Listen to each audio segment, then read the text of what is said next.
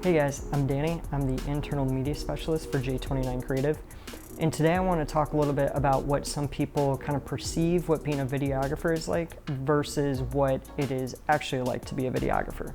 So when it comes to a camera, there's some people who think that it's just as simple as turning it on, pointing and shooting, which, I mean, in a sense, they're not wrong, but there's a lot more that goes into working a camera than just kind of point and shooting. Basically, when using a legitimate camera, not just like pulling out an iPhone or something, it is a constant battle with light. So you are constantly trying to get enough light going into the camera in order to get a clear image or a clear shot. So when shooting a video, you're most likely either going to be in a studio where all the lighting is very controlled and you can take away or add as much light as you want to your scene. There's another type of shooting which is called run and gun type shooting, and it's basically when you're just going out and you shoot, and depending on what the lighting situation is, you just kind of work with it. So for example, what I'm doing right now, I guess you can consider run and gun type shooting because I'm definitely not in a studio. I set the camera up though to where the sun is over here, so it's at least hitting my face so you're able to see my face. But you can also see how the background behind me, it's a little bit blown out or overexposed is what we call, meaning there's too much light going into the camera for it to actually capture the image. So with run and gun type shooting, you just kind of have to pick and choose your battles.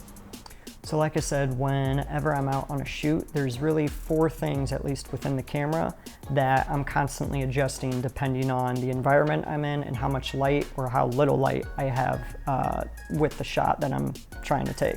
So the first thing is your focus. It's pretty simple. Most people know what focus is. It just means that the image is clear and you're able to see it. So obviously if I go out here, I'm out of focus. If I come way in, I'm out of focus. But if I sit right where I set my focal length, I'm in focus.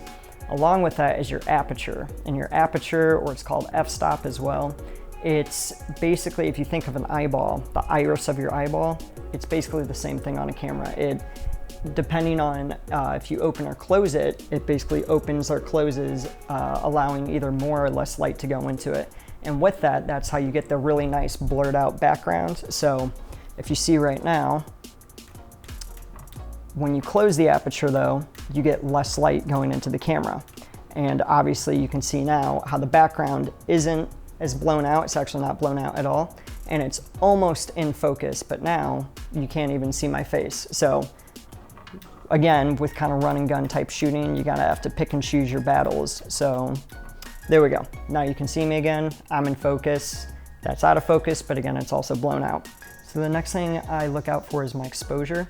And exposure is just how much light or how little light is within the shot that you're taking or the picture that you're taking. So if something is underexposed, that means the image is way too dark, like it is right now. If something is overexposed or blown out, it means it is way too bright, like it is right now. So on a camera, you have a setting that is called exposure, and you're able to bump it up or bump it down. You can also do that in post-production while you're editing. The trick with it though is you're supposed to only use it very slightly depending on your shot. And then moving on to shutter speed, so depending on what frame rate you're shooting at, you'll adjust your shutter speed kind of according to that. So the old trick is your shutter speed should be double what your frame rate is. So most videos you see is shot at 30 frames a second or 29.97 frames a second. Most films you see are shot at 24 frames per second or 25 frames per second. And then kind of action videos, like on a GoPro or something that's super slow motion, that's either shot at 60 frames a second or 120 frames a second. For slow motion.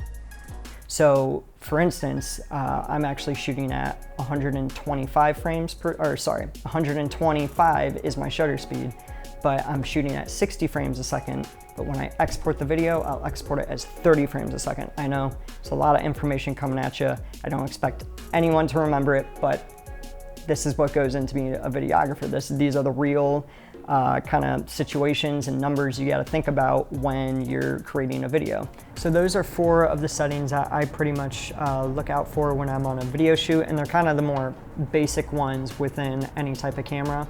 But that's just the tip of the iceberg with cameras. I mean, you got so many more settings, you got resolution, you got color profiles, you got color bit that you can go into and adjust depending on the shot that you want to get. But those are just all the technological sides of the camera.